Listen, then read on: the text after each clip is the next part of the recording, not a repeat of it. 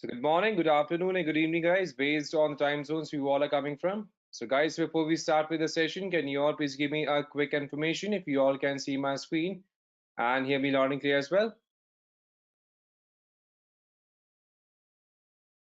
Perfect. Thank you so much for the confirmation, everyone. So my name is 𝐂𝐲𝐞 and I have been working in this IT industry for more than 13 years now. So the main agenda for today's session, we are going to discuss on Azure AD Directory. Then we are going to discuss about Azure AD versus Windows AD, how they compare with each other. Then we are going to discuss on server audience on Azure AD editions. Then we are going to discuss about the Azure AD tenants. And then we are going to talk about Azure hands-on. So let's get started. So Azure, first of all, if you talk about the basics of cloud computing, then if we talk about cloud, so if we go back almost a decade, or we can say 15 years back, at that point of time, if we had a requirement of deployment of any solution, then we have to deploy that, then we had to purchase a complete stack of servers. We had to take care of its entire setup on our own infrastructure that we may have bought or we may have rented. Then we have to take care of the entire setup, operating system installations, its entire configuration, maintenance, scaling up and down the servers. That means everything from scratch to delivery, everything had to be managed from at our own end, right?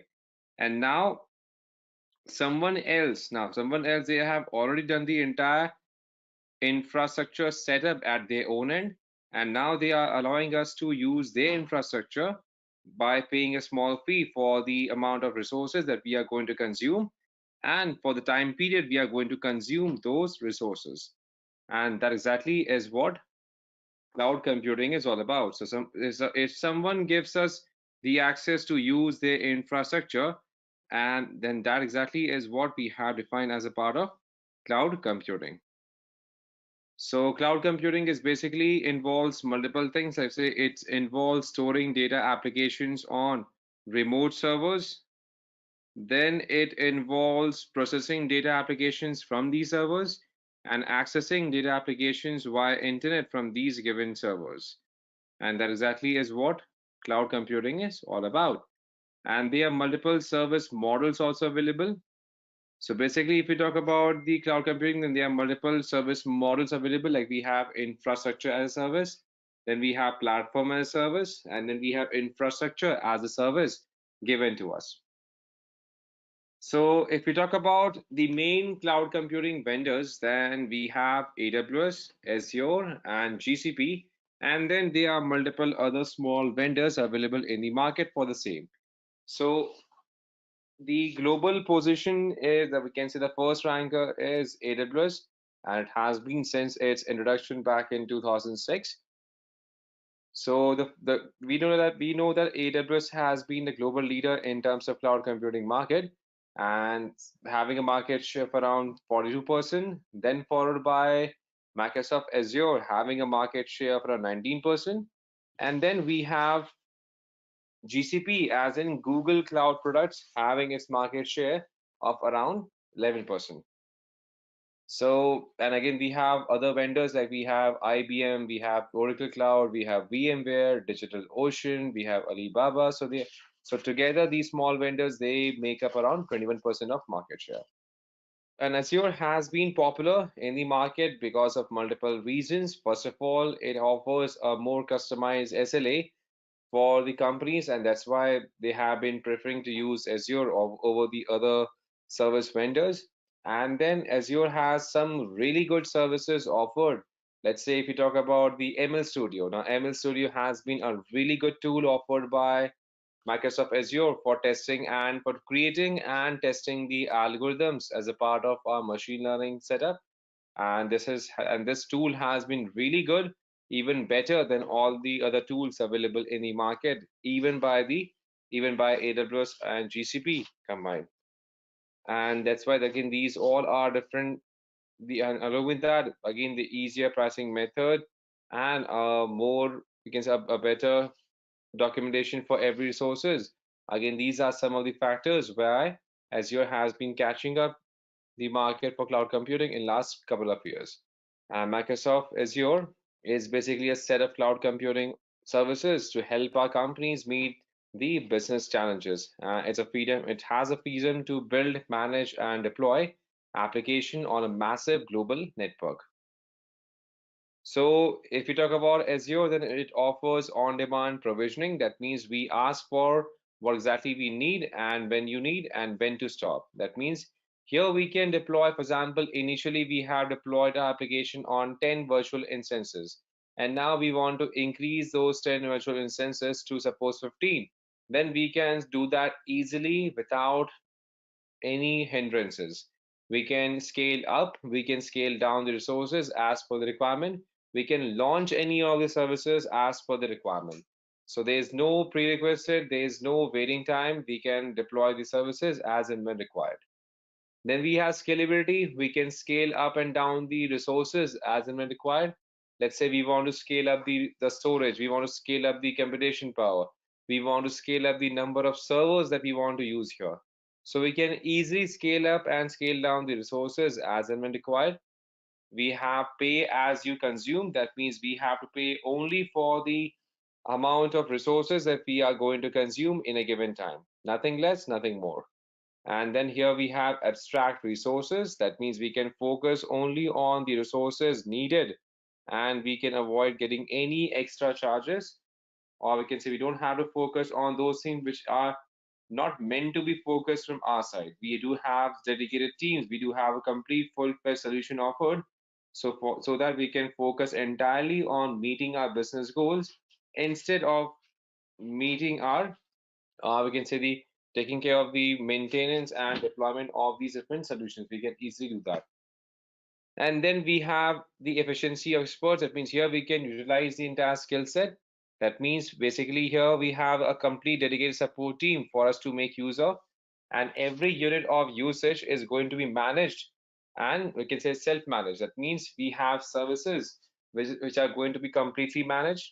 That means let's say when we want to deploy a serverless computing platform, then we can make use of Azure functions. And then we simply have to focus on writing the code and then get started. That's it. So these are some of the features offered by Azure platform as compared to other platforms available. Now, if we talk about Azure Active Directory, then we know that Active Directory is basically Microsoft's cloud-based identity and access management service, which help us in, we can say, in making sure that our employees sign in and access resources in a definite format. So it is basically Microsoft's multi-tenant cloud-based directory and identity management service that combines core directory services, application access management, and identity protection into a single solution. So we know that there are multiple services being offered, right? For computation, for databases, for NoSQL database, for storage, for ML, for the IoT components, and for access management, we have Active Directory. So it is a self-service model. Again, it offers a single sign-on service. And then here we can easily integrate that with the cloud platforms. So we can integrate the Microsoft Azure Active Directory with the on-premise, and then we can deploy it on the cloud. And this is also supported by not just by Azure, by other platforms as well. Because if you talk about AWS, and AWS also offers us an easy migration from the Active Directory to the entire access management given to us by AWS. So Azure AD offers a rich standard-based platform that enables developers to deliver access control to the applications based on centralized policy and rules. That is what we have Azure Active Directory as. So if you compare Windows AD versus Azure AD, then there are multiple pointers available here. So first of all, now in terms of Active Directory, we have multiple domain services available. Let's say we have ADS. So basically, if you talk about the ADDS, it simply refers to Active Directory. First of all, we have domain services. So domain services are used to store centralized data and manage communication between users and domains, includes login authentication and search functionality. So that is what we mean by the ADDS. So AD stands for Active Directory, and then we have DS for domain services. Then we also have the lightweight directory services, like we have the LS. So it's so lightweight directory services, or we call as ADLS. It supports directory enabled applications to use the open, or we can say LDAP protocol. And then we have the ADFS. FS refers to Federation Services. So here we have Active Directory Federation Services, which provides a single sign-on to authenticate a user in multiple web applications in a single session. And then we have the ADCS. So CS refers to Certificate Services. So it helps us in creating, distributing, and managing the secure certificates. And then at last we have ADRMS. So basically RMS refers to Right Management Service. So it protects copyright information by preventing unauthorized use and distribution of digital content. That is what we mean by ADRMS. So these are the components available under Windows Active Directory. And then in Azure Active Directory, we have support for the VAD. VAD refers to Windows Azure Active Directory, which simply makes sure that we do have the entire support given to us in terms of easier integration, correct? So with Windows Azure AD, it allows us to extend the local infrastructure identity access management to cloud seamlessly, so that it becomes easier for us to easily migrate the on-premise Active Directory to the cloud by using the Active Directory services available. And then we have, and again, it simply helps us in making sure that's okay. In the end, users, they don't have to worry about the way they can access organizations, resources, services, or where it's located based on it can be on-premise or it can be cloud as well. It can be based on cloud as well. All right. So let's move forward. Next, we have service audience. So next we have service audience. So basically here we have again the online customers, we have application developers, and then we have IT administrators. So basically here we have to make sure that we are keeping a check on the permissions given to every user that has been onboarded, so that they have the access to perform the activities only meant for them. For example, let's say when we talk about application developers, we don't want the application developers to have, we can say, the same access as like a admin of the account, right? Because again, at the end, they should be having the limited access, because that's how we are going to make sure that our account access remains secure. Same way when we have the online customers, now we don't want them to have a complete unauthorized access to any services, correct? Because that's how we have to make sure that their access is in control. They don't have the unauthorized access to perform any activity as and when required. Is given to us by the Active Directory. Next, we have different Active Directory editions available. So here we have Azure Active Directory Basics. We have Directory Premium 1, and then we have Directory Premium 2. So basically, depending upon the service levels, depending upon the amount of access that we want to give, and plus depending upon how many users we have to onboard. So we have different type of directory editions available. So when we sign up for a free account on Azure, then we get the access to Azure Active Directory Basic, where we do have limited editions, where we have limited access given to go for limited services as and when required. So basically, in free, we get the access to only 500,000 object limit. We cannot go beyond that. All right. So here we have the entire table. So first of all, if we talk about the basic free edition, and here we get an object limit of 500,000 objects. Whereas in Active Directory and in Active Directory Premium, both there are no objects limit. There are no object limits defined. There is no limit defined for the current object. There's no limit for the object defined here. Then in terms of, then here we have different restrictions available for based on the number of users. So basically in terms of single sign-on in free, we get the access to work on only 10 applications per user, not more than that. Same limit is also on basic as well, but for premium P1 and P2, there is no limit for premium editions.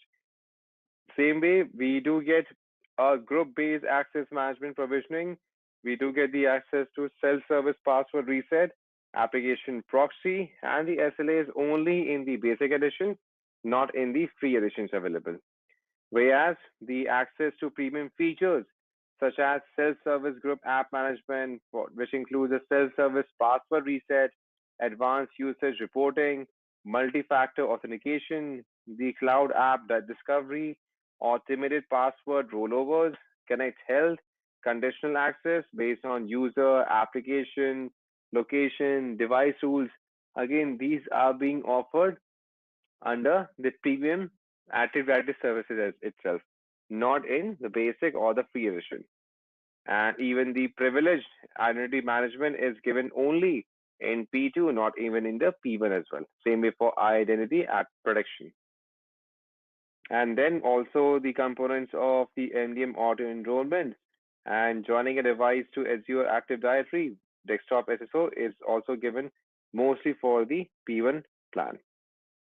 So these are the three Active Directory editions available. So we have for single sign-on service, that's why we have 365 available here.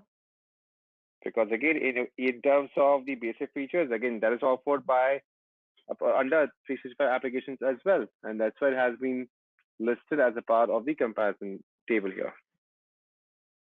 All right. Then we have Azure Active Directory tenants. So basically, tenant means an organization which simply signs up on the Active Directory services. And basically, it's a dedicated instance of Azure Active Directory service. And Microsoft ensures each of these tenants is isolated and separate as per the requirement. And then, since we have discussed on the concept for Active Directory now, we'll be seeing the hands-on on how it is structured by signing up on Azure platform first. So in case we are using this for the first time, here we can go to this link here which says azure.microsoft.com. And here we'll be having the option to create a free account in case we don't have the account yet. And we can use any of the payment methods. So when we sign up on Microsoft Azure for the first time, we get $200 of free credits added to our account. Now, when we say free credits, that means we can use this credit to against our billing for a period of 1 month. For a period of 1 month, so we can start using any of the services, and then we can use this credit for $200. That translates to almost 13,300 INR, and they are almost 25 services which are always free, and we can get started. So for working on the Azure Active Directory service, we can come back to the Azure portal. So from the resource section here, we can click on here. We can see the list of all the resources that we want to work on. So here we have the access to work on resource groups, on app services, on functions app, on SQL database, on load balancers, storage accounts. So we have a list of all the other services available that we can choose, and then we can get started. So to work on Active Directory, here we can click on create a resource. And here we can, if you're looking for one specific service, then we can simply choose that service by simply typing in the service name.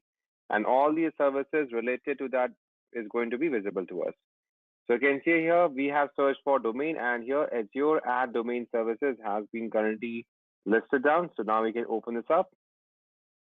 So now to work with the Azure AD domain services, here we have to click on create. So first of all, we have to choose the subscription model that we want to go ahead with. And then we have to choose a resource group. Suppose resource group is basically used for making sure that we are placing all the resources in a group so that we can pick up any group, and then we can see which all services are listed in that particular resource group together. And then we can choose the DNS part. So here we can choose the DNS name. Now, and then we can choose the region, the SKU code, and the forest type that you want to use as a part of the requirement. So basically, in terms of the forest type, our user forest synchronizes cloud and on-premise users and groups to support the LDAP protocols. And a resource forest only syncs cloud users and groups to support legacy resources hosted in Azure from a trusted domain. So then we have to choose the networking component where we can choose the virtual network. So if case we already have deployed a complete isolated network, then we can do that. Or we can create a new network as part of the requirement. We can easily do that. And here we can define the network. Here we can choose in which subnet we want to deploy. For example, we had deployed multiple public and private subnets as a part of multi-tier architecture. So here we can choose a subnet in which this resource is going to be is going to be deployed in. And then next we can configure the administration part. That means here if we want to enable the DC administrators. So basically, let's say here we have to, we can choose to create a group to specify which users can manage the Azure AD domain services. So if you want to manage the group membership, then here we can click on manage group membership. And then this is going to take us to the entire management domain where we can keep on adding multiple members in case we haven't added yet. So we'll be adding that later on. So here we can choose to create the administration part yet. And then we can choose to specify the notifications. So these groups will be notified when we have an alert of warning or critical severity. So here we can choose all global administrators or the and the members of the ad group as a part of the administrator group where we can add multiple set of users as and when required. And here we can add additional email participants by specifying their email addresses. We can do that. And here, if you want to, once we add them, we can here we are going to add the users later on, so we can keep it to the default parameters for now. Then we can choose the synchronization option. So here, Azure AD Domain Services provides one-way synchronization from Azure Active Directory to the managed domain. Now, in addition, only certain attributes are synchronized down to the managed domain, along with the groups, group memberships, and passwords. So here we can choose the synchronization type available. So here we can now basically we have two types. We have the scoped synchronization and then we have full synchronization available. So scoped synchronization is a great option if we already have a large directory, but only a small group or a number of users who need to use Azure AD domain services using scoped organization, or we can say using this code option, we can select a few groups and that's going to decrease the amount of time it's going to take for our managed domain to be up to date with the AD directory. And once we have chosen the directory, then here we can click on next. We can simply review all the parameters that we have specified. So usually it takes a bit of time to validate all the components. And once it validates that each and every pointers, they are fine without any issues, then we will be able to create the sub. So once it has been reviewed, we can simply click on create and this DNS support is going to be created. So usually it takes a bit of time for this entire service to be deployed. So we are going to get notified once the entire deployment is done. We may have to wait for a couple of minutes for this deployment to be done completely. And now once the deployment has been done, again, we can see each and every account is going to be created. We are speaking, that's why there's no sound. Mohammed is waiting for this one to be deployed. So as you can see, this Active Directory is going to be deployed as well. And to create a managed domain, we can click on create. And then we can define the entire managed domain. And again, once this has been deployed, we would be able to use it.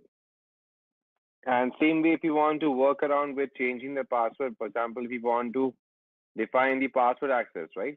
So for cloud user accounts, users must change their passwords before they can use the Azure AD data services.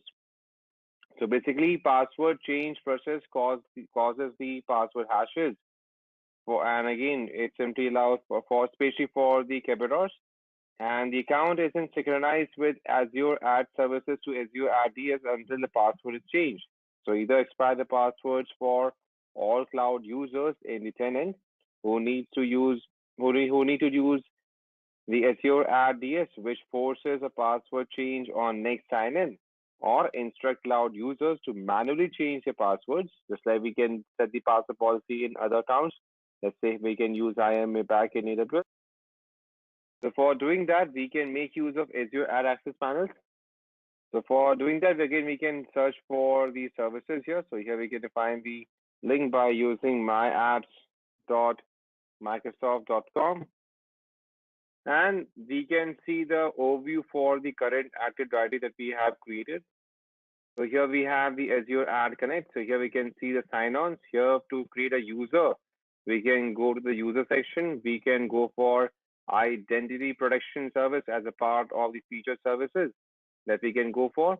But again, as we discussed here, identity feature protection and the privileged identity management, tenant restrictions, these are offered as a part of the advanced, okay, say premium plan available under Azure, not under the basic or free plan. If you want to create a new user, then here we can define the user creation option here. We can choose to create the groups and assign the roles to these different users accordingly. And then we can block the sign-in process. We can define the usage location. That means we want to restrict the user from any specific country, then we can define the location as well, along with specifying other details as in for job title, department, company name, and manager define.